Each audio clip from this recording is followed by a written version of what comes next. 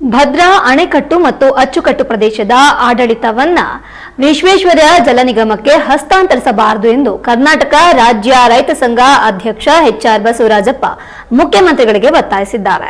ಇಂದು ಸುದ್ದಿಗೋಷ್ಠಿಯಲ್ಲಿ ಮಾತನಾಡಿದ ಅವರು, ಕರ್ನಾಟಕ ನೀರಾವರಿ ನಿಗಮ ತುಂಗಾ ಮೇಲ್ದಂಡೆ ವಲಯದಲ್ಲಿರುವ ಭದ್ರಾ ಯೋಜನಾ ವೃತ್ತವನ್ನ ಹಸ್ತಾಂತರ ಮಾಡದೆ ಈಗಿರುವ ಹಾಗೆಯೇ ಆಡಳಿತ ನಡೆಸಲು ಅನುಕೂಲ ಮಾಡಿಕೊಡಬೇಕು ಎಂದು ಆಗ್ರಹಿಸಿದರು.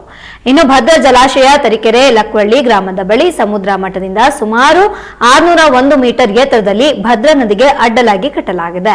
ಜಲಾಶಯದ ಸಂಗ್ರಹಣಾ ಸಾಮರ್ಥ್ಯ 71,531 ಟಿಎಂಸಿ. ಈ ಜಲಾಶಯದಿಂದ 1965ರಿಂದ ಕಾಲುವೆಗಳಲ್ಲಿ ನೀರು ಹರಿಸಲಾಗಿದೆ.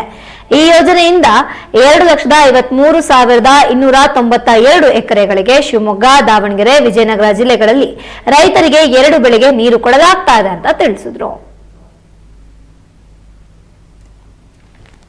ಭತ್ತ, ರಾಗಿ, ಜೋಳ, ಕಬ್ಬು, ಅಡಿಕೆ ಮುಖ್ಯವಾಗಿ ಈ ಅಣೆಕಟ್ಟಿನ ಭಾಗದಲ್ಲಿ ಬೆಳೀತಾ ಇದ್ದೀವಿ. ನಾವೆಲ್ಲರೂ ಕೂಡ ರೈತರು.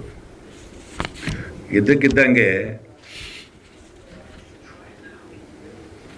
ನೀರಾವರಿ ನಿಗಮದಿಂದ, ಭದ್ರಾ ನೀರಾವರಿ ನಿಗಮದಿಂದ ಅಣೆಕಟ್ಟು ಮತ್ತು ಆಡಳಿತವನ್ನು ಸಂಪೂರ್ಣ ವಿಶ್ವೇಶ್ವರಯ್ಯ ಜಲ ನಿಗಮಕ್ಕೆ ಹಸ್ತಾಂತರ ಮಾಡಲಿಕ್ಕೆ ಸರ್ಕಾರ ಹೊರಟಿದೆ. ಏನು ಕಾರಣ ಅನ್ನೋದು ನಮಗೆ ಗೊತ್ತಿಲ್ಲ. ವಿಶ್ವೇಶ್ವರಯ್ಯ ಜಲ ಅಭಿವೃದ್ಧಿ ನಿಗಮಕ್ಕೂ ಕೂಡ ಭದ್ರಾದಿಂದ, ತುಂಗಾದಿಂದನೇ ನಾವು ನೀರು ಕೊಡ್ತಕ್ಕಂಥದ್ದು. ಅಪ್ಪರ್ ಭದ್ರಾಕ್ಕೆ ವಿಶ್ವೇಶ್ವರಯ್ಯ ಜಲ ಅಭಿವೃದ್ಧಿ ನಿಗಮ ಸೇರಿದೆ. ತುಂಗಾದಿಂದ 17.5 TMC, ಭದ್ರಾದಿಂದ 12.4 TMC. ಅಲ್ಲಿ ನಾನು ನೋಟ್ ಮಾಡಿಲ್ಲ ಅದನ್ನು. ನೀರನ್ನು ನಾವು ಭದ್ರಾ ಮೇಲ್ದಂಡೆ ಕೊಡ್ತಾ ಇದ್ದೀವಿ. ಭದ್ರಾ ಮೇಲ್ದಂಡೆ ಬರಗಾಲದ ಸೀಮೆಗೆ ನೀರು ಕೊಡಲಿಕ್ಕೆ ನಮ್ಮದೇನು ಅಭ್ಯಂತರ ಇಲ್ಲ, ನಮ್ಮ ವಿರೋಧನೂ ಇಲ್ಲ.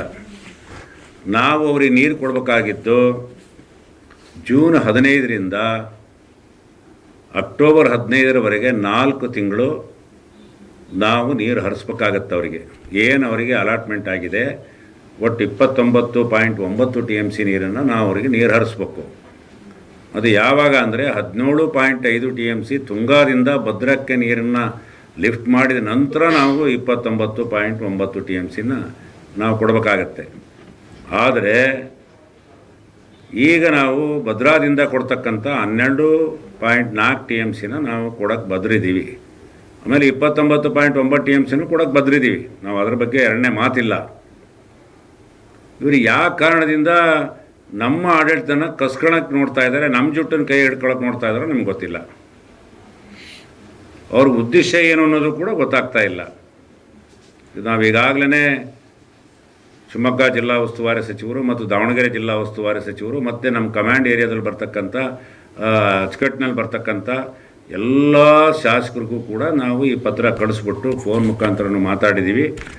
ಇವತ್ತು ಉಪಮುಖ್ಯಮಂತ್ರಿಗಳನ್ನು, ಜಲಸಂಪನ್ಮೂಲ ಸಚಿವರನ್ನು ಕೂಡ ಭೇಟಿ ಆಗ್ತೀವಿ, ಮುಖ್ಯಮಂತ್ರಿಗಳನ್ನು ಕೂಡ ಅಂತಕ್ಕಂಥದ್ದನ್ನು ಭರವಸೆಯನ್ನು ಎಲ್ಲ ಜನಪ್ರತಿನಿಧಿಗಳು ಕೂಡ ನಮಗೆ ಕೊಟ್ಟಿದ್ದಾರೆ. ಅಕಸ್ಮಾತ್